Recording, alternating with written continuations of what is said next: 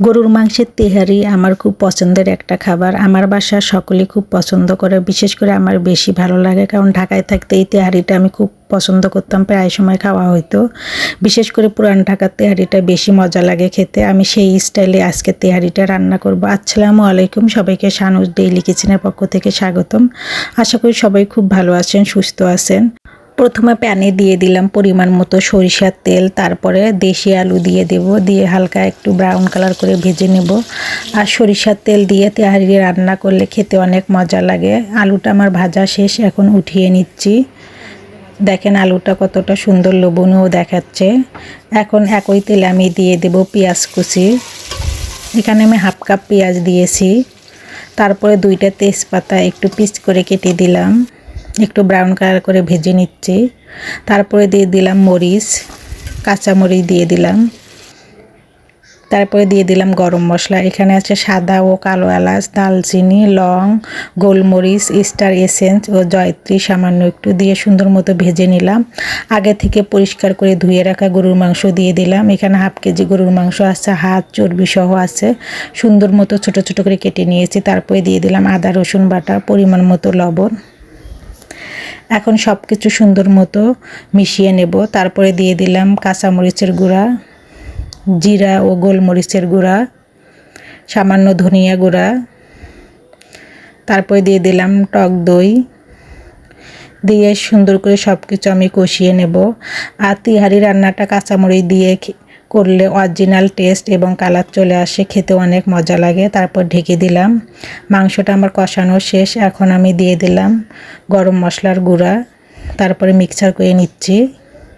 এখন দিয়ে দিলাম 1 মগ ফুটন্ত গরম পানি, দিয়ে মাংসটাকে খুব ভালোভাবে রান্না করে নেব যতক্ষণ পর্যন্ত সিদ্ধ না হয়।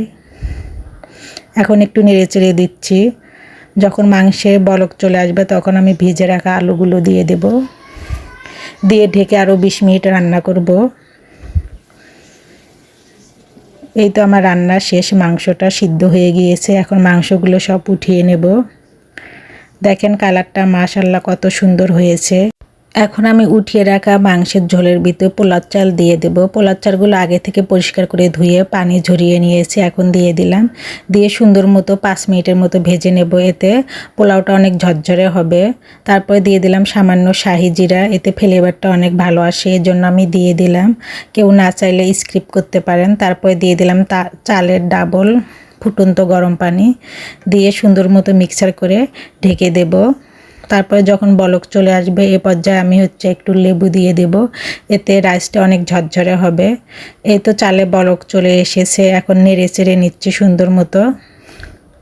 এখন মাংসগুলো দিয়ে দেব, দিয়ে সুন্দর মতো মিশিয়ে নেব। তেহারির গন্ধে পুরা রান্নাঘর আমার ভরে গিয়েছে। মাশাআল্লাহ ফ্লেভারটা অনেক সুন্দর এসেছে এবং দেখতে অনেক লোভনীয় দেখাচ্ছে, পুরা অরিজিনাল কালার চলে এসেছে। এখন আমি ঢেকে দমে প্রায় 20 মিনিট রান্না করব। ফিরে আসলাম 20 মিনিট পর। এখন সুন্দর মতো উল্টে পাল্টে দিচ্ছি। দেখেন কতটা ঝরঝরে এবং সুন্দর কালার হয়েছে, একদম সেম পুরান ঢাকার স্টাইলে তেহারিটা হয়েছে। খেতেও অনেক বেশি মজা ছিল, সবাই খেয়ে অনেক প্রশংসা করেছে। এখন আমি তেহারিটা পরিবেশন করে দেখাচ্ছি। দেখেন কতটা লোভনীয় এবং ঝরঝরে পারফেক্ট হয়েছে। আর আমার যখন ভীষণ রকম তেহারি খেতে ইচ্ছা করে তখন ঝটপট এভাবে বানিয়ে নেই, খেতে সেই মজা লাগে। সবাইকে আমার ভিডিও দেখার জন্য ধন্যবাদ। সবাই আমার পেজটাকে লাইক, কমেন্ট, শেয়ার ও ফলো দিয়ে রাখবেন। আমার ইউটিউব চ্যানেলটাকে সাবস্ক্রাইব করে রাখবেন। সবাই ভালো থাকবেন, সুস্থ থাকবেন। আল্লাহ হাফেজ।